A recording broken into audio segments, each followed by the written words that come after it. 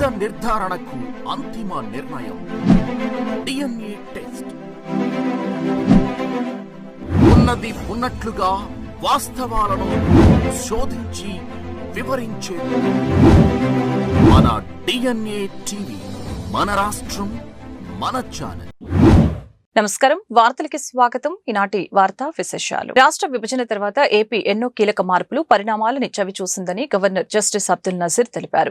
పరిమిత వనరులు ఉన్నప్పటికీ దీర్ఘకాలిక అభివృద్ధికి నాటి ప్రభుత్వం కృషి చేసిందని చెప్పారు.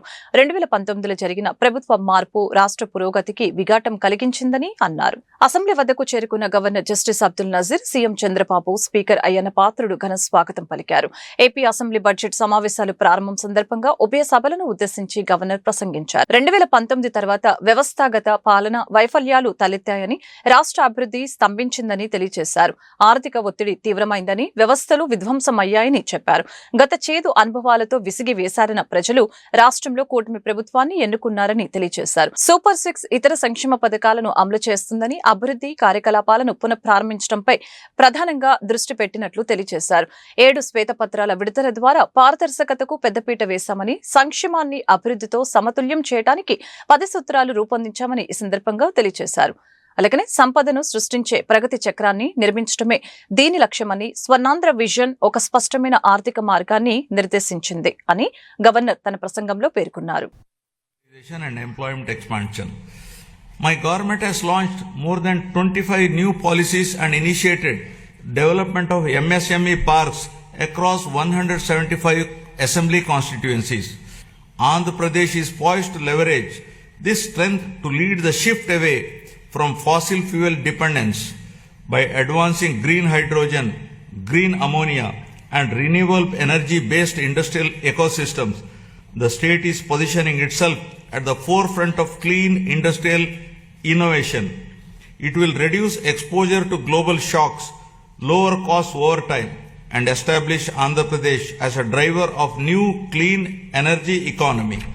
At CII Summit, we have signed 610 MOUs involving investments of rupees 13.25 lakh crore and generation of 16.13 lakh jobs through 14 state investment promotion boards.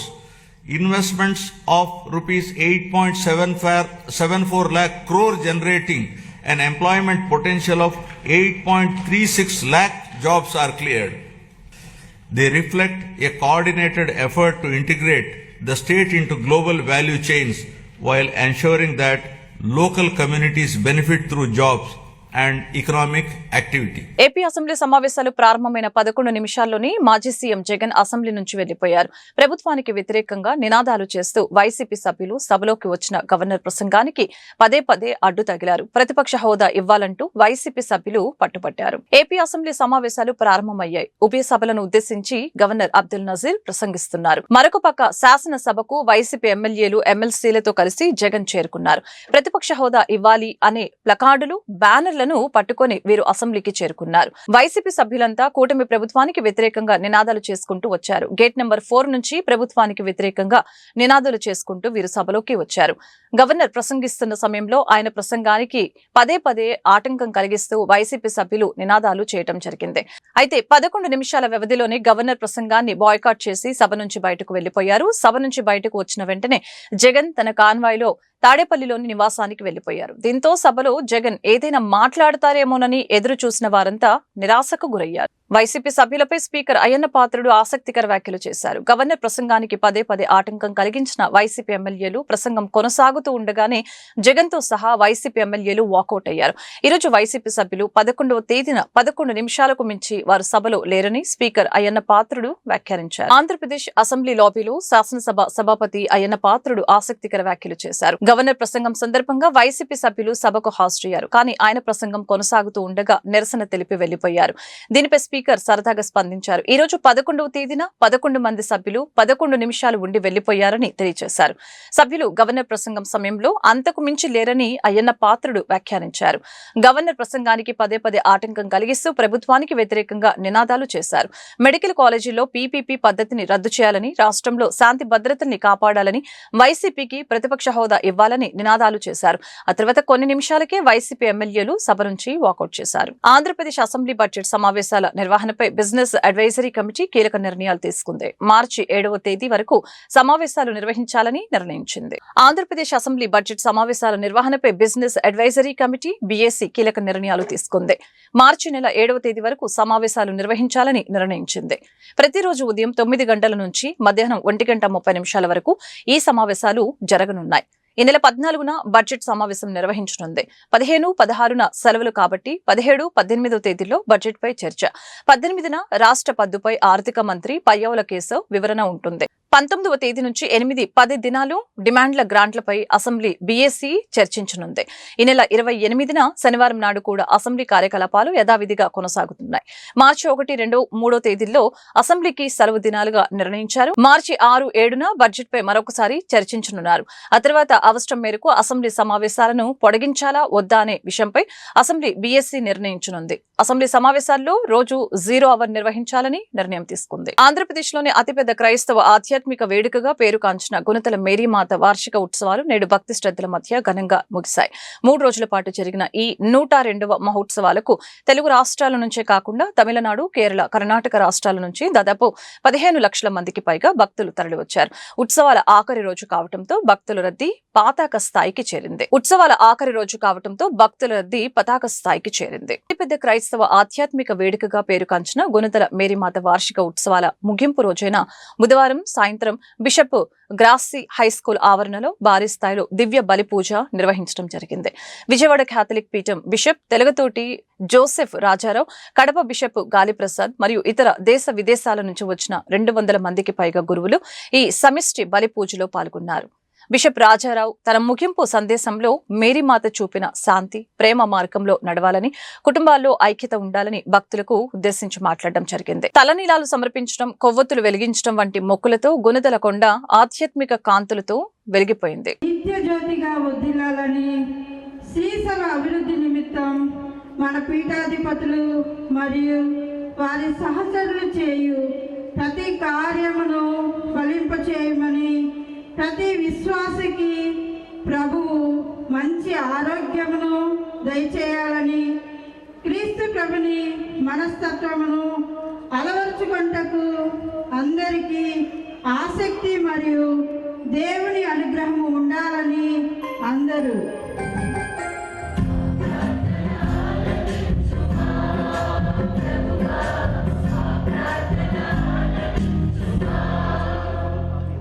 సమాజ శ్రేయస్సు కొరకు ప్రార్థించదము. సమాజ అభివృద్ధికై నియమించబడిన వారు తమ బాధ్యతను దేశంలో ఎంతో పేరుగాంచిన క్రైస్తవ పుణ్యక్షేత్రాలలో గుణతల మేరీమాత పుణ్యక్షేత్రం ఒకటి అని ప్రతి ఏటా సాంప్రదాయబద్ధంగా నిర్వహించే ఈ ఉత్సవాలలో పాల్గొనడం ఎంతో ఆనందంగా ఉందని విజయవాడ ఎంపీ కేశినేని చిన్ని తెలిపారు. గుణతల మేరీమాత ఉత్సవాలు అత్యంత ప్రతిష్టాత్మకమని, వేలాంగిని మాత ఉత్సవాల తరహాలో వచ్చే ఏడాది మరింత వైభవంగా మేరీమాత ఉత్సవాలు జరిపించేందుకు కృషి చేస్తామని హామీ ఇచ్చారు. ప్రసిద్ధ క్రైస్తవ పుణ్యక్షేత్రమైన గుణతలలో మేరీమాత ఉత్సవాలు ముగింపు రోజు అంగరంగ వైభవంగా జరిగాయి. ఈ ఉత్సవాలలో విజయవాడ ఎంపీ కేశినేని శివనాథ్, ఎమ్మెల్యే గద్దె రామ్మోహన్ పాల్గొన్నారు. ఎంపీ కేశినేని శివనాథ్, ఎమ్మెల్యే గద్దె రామ్మోహన్లను బిషప్ రాజారావు ఘనంగా సత్కరించారు. మేరీమాత ఆశీస్సులతో రాష్ట్ర ప్రజలందరికీ మేలు జరగాలని ప్రార్థనలు చేశారు. ఈ సందర్భంగా మేరీమాత ఉత్సవాల గురించి ఎంపీ మాట్లాడుతూ, గుణతల మేరీమాత ఉత్సవాలు అత్యంత ప్రతిష్టాత్మకమని, వెలాంగిని మాత ఉత్సవాల తరహాలో వచ్చే ఏడాది మరింత వైభవంగా మేరీమాత ఉత్సవాలు జరిపించేందుకు ఎమ్మెల్యే గద్దెతో కలిసి కృషి చేస్తామని ఈ సందర్భంగా హామీ ఇచ్చారు. గుణతల మేరీమాత పుణ్యక్షేత్రం మత సామరస్యానికి ప్రతీకగా నిలుస్తుందని ఈ సందర్భంగా తెలిపారు. 9-11 తారీఖుల్లో జరిగే మేరీమాత ఉత్సవాలకు వచ్చి అమ్మవారి ఆశీర్వాదం అంతేకాకుండా అందరి ఆదర్శి బిషప్ గారి ఆశీర్వాదం జరిగింది. ఎప్పుడు విజయవాడ నగరానికి ఒక ప్రసిద్ధమైన పండుగ మేరీమాత ఉత్సవాలు. మా చిన్నప్పటి నుంచి కూడా ఆ మేరీమాత ఉత్సవాలు ఘనంగా జరుగుతూ ఉంటాయి విజయవాడ నగరంలో. తప్పకుండా రాష్ట్ర ప్రభుత్వం ఈ సంవత్సరం మేరీమాత ఉత్సవాలకి పోలీస్ డిపార్ట్మెంట్ కానీ రెవెన్యూ డిపార్ట్మెంట్ కానీ చక్కటి ఏర్పాట్లు చేశారు. రేపు రాబోయే కాలంలో ఈ విజయవాడ మేరీమాత ఉత్సవాలు దేశ విదేశాల్లో చెప్పుకునే విధంగా మేరీమాత ఉత్సవాలు జరుపుకునే ఈ ప్రాంతాన్ని అభివృద్ధి చేసి మరిన్ని వసతులు ఇచ్చి సౌకర్యాలు ఇచ్చి వేళంగిని మేరీమాత ఉత్సవాల కన్నా బ్రహ్మాండంగా విజయవాడ మేరీమాత ఉత్సవాలు జరిగే విధంగా కృషి చేస్తాం.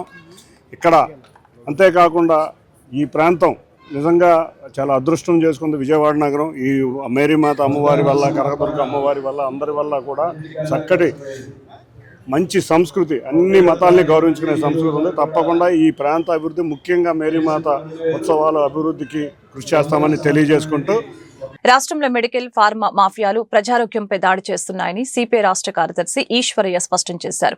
ప్రభుత్వాలు మాఫియాను అరికట్టడంలో వైఫల్యం చెందాయని చెప్పారు. కార్పొరేట్ వైద్యశాలలు ప్రజలను దోపిడీ చేస్తున్నాయని పేర్కొన్నారు.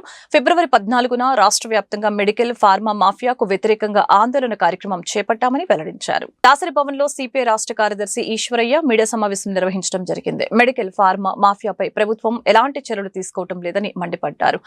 మెడికల్ షాపుల్లో నిషేధిత మందులు అమ్మకాలు జరుగుతున్నాయని, అర్హులైన వారు పనిచేయడం లేదని ఈ సందర్భంగా తెలిపారు. శవాలకి కూడా వైద్యం చేస్తూ కార్పొరేట్ ఆసుపత్రులు ఆర్థిక దోపిడీకి పాల్పడుతున్నారని తెలియజేశారు. ఫిబ్రవరి 14న మెడికల్ మాఫియాకు వ్యతిరేకంగా రాష్ట్ర వ్యాప్తంగా సిపిఐ ఆధ్వర్యంలో జరిగే ఆందోళనలో పాల్గొనాలని విజ్ఞప్తి చేశారు. కేంద్ర ప్రభుత్వం ప్రవేశపెట్టిన 4 లేబర్ కోడ్లకు వ్యతిరేకంగా ఈ నెల 12న జరిగే సమ్మెను జయప్రదం చేయాలని కోరారు. అధికారంలోకి వచ్చిన తర్వాత పెద్ద ఎత్తున కార్మిక వర్గం పైన విపరీతమైనటువంటి దాడిని ప్రారంభించారు. సంవత్సరాల తరబడి పోరాటాలు చేసి కార్మిక వర్గం సాధించుకున్నటువంటి హక్కులను ఈరోజు నరేంద్ర మోడీ గారి ప్రభుత్వం, ఎన్డీఏ ప్రభుత్వం ఆ హక్కులను కార్పొరేట్ శక్తులకు తాకట్టు పెట్టి కార్మిక వర్గాన్ని చాలా తీవ్రమైనటువంటి ఇబ్బందులకు గురి చేస్తూ ఉంది. ఆ నేపథ్యంలోనే 29 రకాల లేబర్ చట్టాలు ఏవైతే ఉన్నాయో వాటి 4 లేబర్ కోడ్స్గా మార్చి కార్మిక సంఘాలు పెట్టుకోవడానికి అవకాశం లేకుండా, వారికి జీతాలు కావాలన్నా ఇతరేతర సౌకర్యాలు కావాలన్నా అడిగేదానికి కూడా హక్కులు లేకుండా నిరాకరించి కేవలం కార్పొరేట్ శక్తుల యొక్క ప్రయోజనాలను కాపాడడానికి మాత్రమే ఈరోజు కేంద్ర ప్రభుత్వం ఆ వైపున ఆలోచిస్తూ చట్టాలను మార్పు చేస్తూ ఉంది. నాట్ ఓన్లీ కార్మిక వర్గమే కాదు, కార్మిక చట్టాలు మాత్రమే కాదు, ఈరోజు వ్యవసాయ రంగంలో ఉన్నటువంటి ఆ వ్యవసాయ రంగానికి సంబంధించిన దాంట్లో కూడా ఈరోజు మార్పులు తీసుకొని వచ్చేసి వ్యవసాయ రంగాన్ని కూడా కార్పొరేట్ శక్తులకు అప్పగిస్తూ ఉంది. దానికి ప్రత్యక్ష ఉదాహరణ నిన్న యుఎస్తో ఈ ప్రభుత్వం డీల్ చేసుకుంది. నరేంద్ర మోడీ గారి ప్రభుత్వం యుఎస్ డీల్ చేసుకుంది. యుఎస్ డీల్లో వ్యవసాయ రంగానికి సంబంధించిన ఉత్పత్తుల పైన మన ఉత్పత్తి చేసేటువంటి దానికి మాత్రం మనం ఎగుమతి చేస్తే అక్కడ ఆ దేశాలకు సంబంధించిన దాంట్లో 18% మనం ట్యాక్స్ కట్టాలి. అదే అమెరికా దేశం నుంచి దిగుమతి అయ్యేటువంటి వ్యవసాయ ఉత్పత్తుల పైన 0 సుంకాలు. అంటే భారతదేశాన్ని ఒక డంపింగ్ యార్డులాగా మార్చేటువంటి చర్యలకు శ్రీకారం చుట్టిన నేపథ్యంలో ఒకవైపున కార్మిక సంఘాలు, మరొక వైపున రైతు సంఘాలు, ఇంకోవైపున జాతీయ గ్రామీణ ఉపాధి హామీ పథకం ఏదైతే ఉందో ఆ జాతీయ గ్రామీణ ఉపాధి హామీ పథకాన్ని మార్చి రాష్ట్రాలు కూడా 40% భరించాలి, కేంద్రం 60% భరిస్తుందని చెప్పేసి ఆ పేరును కూడా మహాత్మా గాంధీ అనేటువంటి పేరును కూడా తొలగించి విబిజి రామ్ అనేటువంటి పేరుతో రామనామ జపం, అంటే నీకు తినడానికి కూడు లేకపోయినా, కట్టుకోవడానికి బట్ట లేకపోయినా, ఉండడానికి ఇల్లు లేకపోయినా, చేయడానికి పని లేకపోయినా ఈ మెడికల్ మాఫియాపై ప్రభుత్వం చేపట్టిన ఆపరేషన్ గరుడపై ప్రభుత్వం శ్వేతపత్రం విడుదల చేయాలని సిపిఐ ఎన్టీఆర్ జిల్లా కార్యదర్శి దోనేపూడి శంకర్ డిమాండ్ చేశారు. రాష్ట్రంలో 40,000 మెడికల్ షాపులు ఉంటే 169 షాపులపై రైడ్ చేసి 9 షాపులపై మాత్రమే కేసులు నమోదు చేశారని అన్నారు. సిపిఐ ఎన్టీఆర్ జిల్లా కార్యదర్శి దోనేపూడి శంకర్ ఆధ్వర్యంలో దాసరి భవన్ లో మీడియా సమావేశం నిర్వహించడం జరిగింది. ఈ కార్యక్రమంలో కరోనా టైంలో నిషేధిత మందులు పెద్ద సంఖ్యలో అమ్మకాలు జరిగాయని మండిపడ్డారు. నల్లపోతు మురళి అలియాస్ కొండపల్లి బుజ్జి నిషేధిత నిషేధిత మందులను పలు మెడికల్ షాపులకు పంపిణీ చేశారని తెలియజేశారు. ఆపరేషన్ గరుడపై రాష్ట్ర ప్రభుత్వం శ్వేతపత్రం విడుదల చేయాలని అన్నారు. ఇప్పటికే రాష్ట్రంలోని అనేక మెడికల్ షాపులలో నిషేధిత మందులు అమ్ముతున్నారని రాష్ట్ర ముఖ్యమంత్రి స్పందించి ప్రజల ఆరోగ్యాన్ని కాపాడాలని సిపిఐ పార్టీగా డిమాండ్ చేస్తున్నామని చెప్పారు. లేకుంటే పెద్ద ఎత్తున ఉద్యమం చేయాల్సిన పరిస్థితి వస్తుందని అన్నారు. మెడికల్ మాఫియా శైర్వ్యవహారం చేస్తుంది. కరోనా కాలంలో ఎక్స్పైర్ అయినటువంటి మందులు డాక్టర్స్ ప్రిస్క్రిప్షన్ లేకుండా లక్షల సంఖ్యలో ట్రమడాల్ లాంటి, అల్ఫ్రాజోమ్ లాంటి అనేక టాబ్లెట్స్ ఫిజిషియన్ ప్రిస్క్రిప్షన్ లేకుండా లక్షల సంఖ్యలో కూడా ఉత్తరాఖండ్ నుంచి అవరిగడ్డ వరకు కూడా అమ్మటం జరిగింది.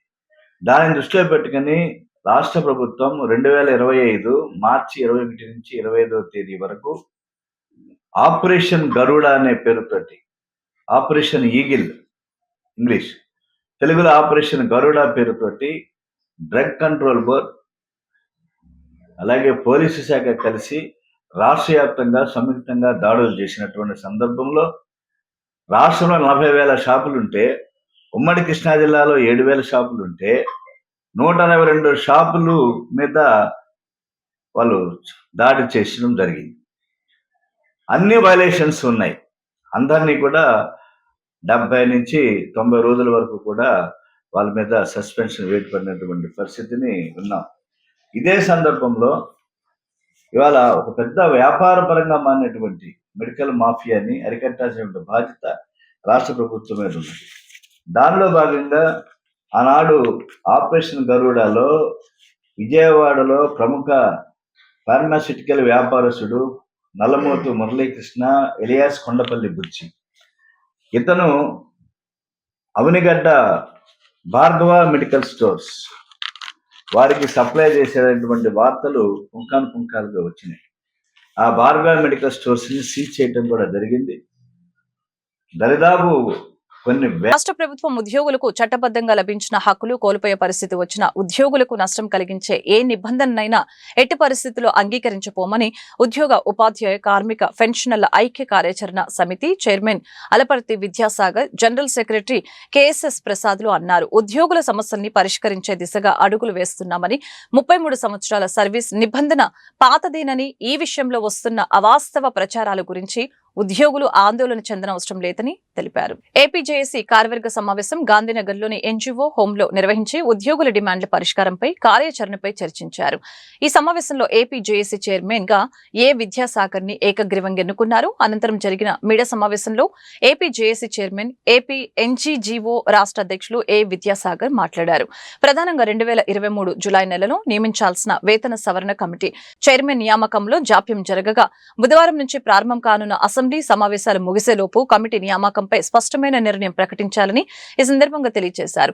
ప్రభుత్వం ఏ సవరణ చేయాలనుకున్నా ముందు ఉద్యోగ సంఘాల నాయకులతో చర్చించిన తర్వాతనే వారి అంగీకారంతోనే నిర్ణయం తీసుకోవాలని ప్రభుత్వం దృష్టికి తీసుకుని రావటం జరిగిందని చెప్పారు.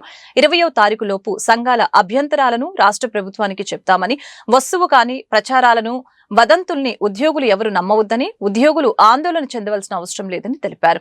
సిపిఎస్ నినాదంలో ఉన్న ఉద్యోగులను నిబంధనల ప్రకారం ఓపీఎస్ లోకి తీసుకొని రావాల్సిన బాధ్యత ప్రభుత్వంపై ఉందని తెలియజేశారు. అలాగే వార్డు సచివాలయ ఉద్యోగులకు నోషనల్ ఇంక్రిమెంట్లు, ప్రమోషన్ల విషయంలో జరుగుతున్న నష్టాన్ని పూరించేలా చర్యలు తీసుకోవాలని తెలిపారు. State and subordinate service rules ని మార్చే పరిస్థితి కానీ, ఏపీ రివైజ్డ్ పెన్షన్ రూల్స్ ని మార్చే పరిస్థితి కానీ, ఏపీ సిసిఆర్ రూల్స్ని బ్రిటిష్ టైం నుంచి ఉన్న సిసిఆర్ రూల్స్ని మార్చే పరిస్థితులు కానీ ప్రభుత్వం చేయాలని కోరుకుంటున్నాం. ఇప్పుడు మార్పు జరుగుతుంది.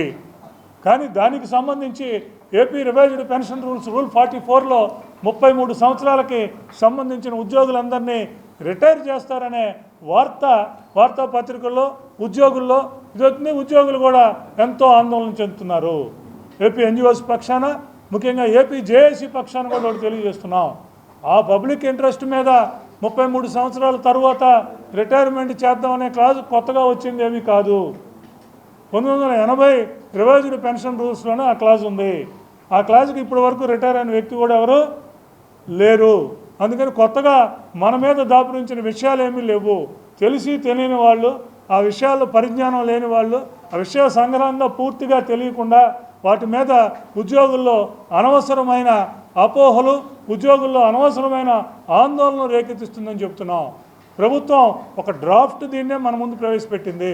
అందులో మనం ఏదైతే 1-2 అంశాలు అనుకుంటున్నామో అవి ఆల్రెడీ పాత వాటిలో కూడా ఉన్నాయి.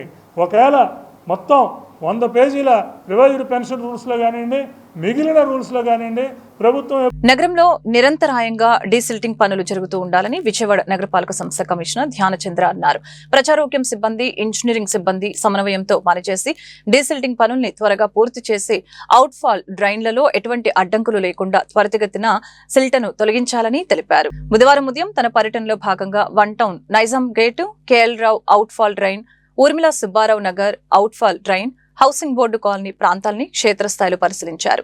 నైజాం గేట్ అవుట్ఫాల్ డ్రైన్ వద్ద పేరుకుపోయిన వ్యర్థాలను చూసి డీసిల్టింగ్ పనులు ఎందుకు చేయటం లేదని అక్కడ ఉన్న సిబ్బందిని అడగ్గా వారు ఎస్కలేటర్ మరమ్మతుల్లో ఉండటం వలన చేయలేకపోతున్నట్లు తెలియజేశారు. ఈ సందర్భంగా కమిషనర్ మాట్లాడుతూ నగరంలో ఉన్న అవుట్ఫాల్ డ్రైన్లలో నిరంతరాయంగా డీసిల్టింగ్ పనులను చేస్తూ ఉండాలని, డీసిల్టింగ్ చేసే ప్రక్రియలో మెషిన్లు పాడైపోయినచో వెంటనే వాటిని మరమ్మతులు చేయించి త్వరగా అందుబాటులోకి తీసుకుని రావాలని తెలిపారు. తదుపరి హౌసింగ్ బోర్డు కాలనీలో గల అన్నా క్యాంటీన్ ను క్షేత్రస్థాయిలో పరిశీలించారు. పారిశుద్ధ్య నిర్వహణ లోపం ఉండరాదని, త్రాగునీరు, వాడుక నీటి సరఫరాలో అంతరాయం ఉండరాదని, ప్రజలకు ఆరోగ్యకరమైన వాతావరణాన్ని కల్పించాలని అధికారులను ఎప్పటికప్పుడు పర్యవేక్షిస్తూ ఏమైనా మరమ్మతులు ఉన్నచో వెంటనే వాటిని పూర్తి చేయాలని అధికారుల్ని ఆదేశించారు. ఈ వార్తలు ఇంతటితో సమాప్తం. మరొక బులెటిన్ మళ్ళీ కలుద్దాం. నమస్కారం.